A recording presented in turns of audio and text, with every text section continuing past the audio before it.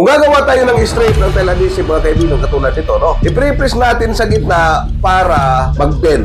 Pag ang ating tile adhesive ay lumubog ng 2.5 mm minimum nang hindi nagka-crack, is 1 rated yan. At ang ordinaryong simento, sa usapin ng tile banding, napakababa ng adhesion strength ito, kaya hindi ito kinikilala bilang tile adhesive sa modernong standards. Kung boys, mainit yung usapin ngayon kung pwede daw ba haluan ng simento ang ating mga tile adhesive. Tika, bago ko sagutin yan, pumili muna tayo ng tile adhesive. Para sa argument na ito, gumamit tayo ng Flex Diamond at Flex Gold ni Dendrite. Ngayon, ano ba ang pagkakapareho ng simento at ng dalawang adhesive na ito? Pareho silang hinahaluan ng tubig, pareho silang pinapacure, at pareho rin silang may kakayahang dumikit. Pero sa mga importanteng katangian, halos dyan na nagtatapos ang pagkakapareho nila. So ano naman ang pinagkaiba?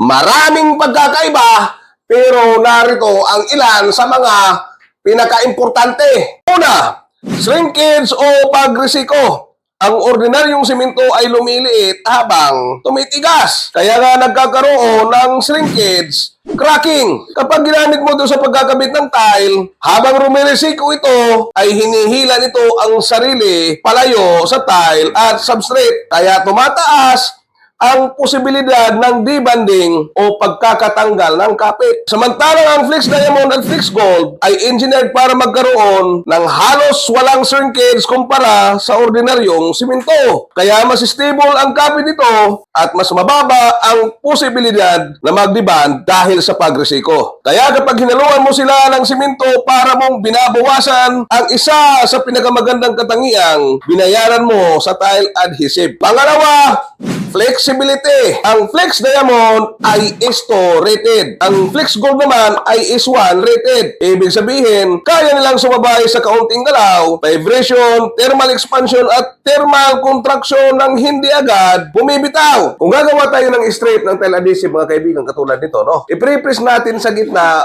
para mag-bend.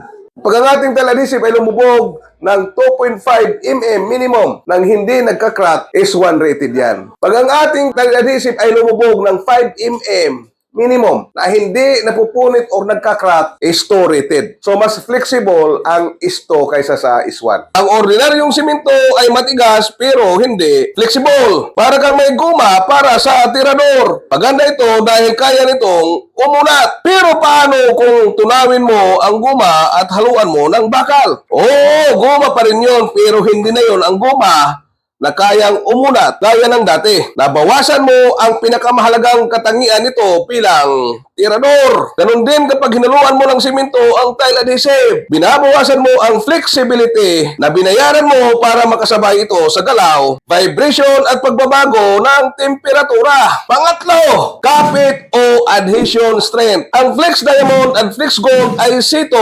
rated.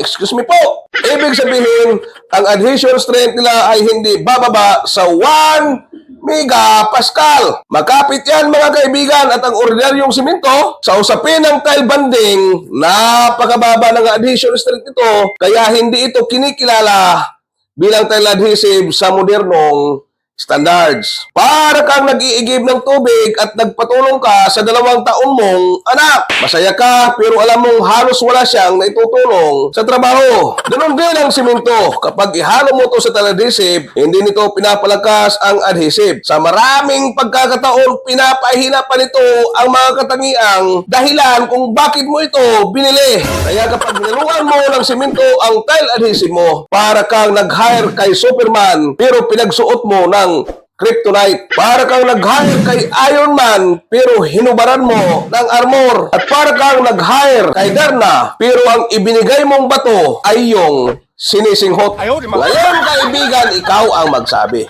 Kung binayaran mo na ang katangiang ito ng mga tile adhesive, papayag ka bang haluan pa ito ng simento? Paki-comment po ang inyong mga sagot. Ako po si Engineer Ronong na nagsasabing magtanong para sigurado. Maraming salamat sa panonood at hanggang sa muli.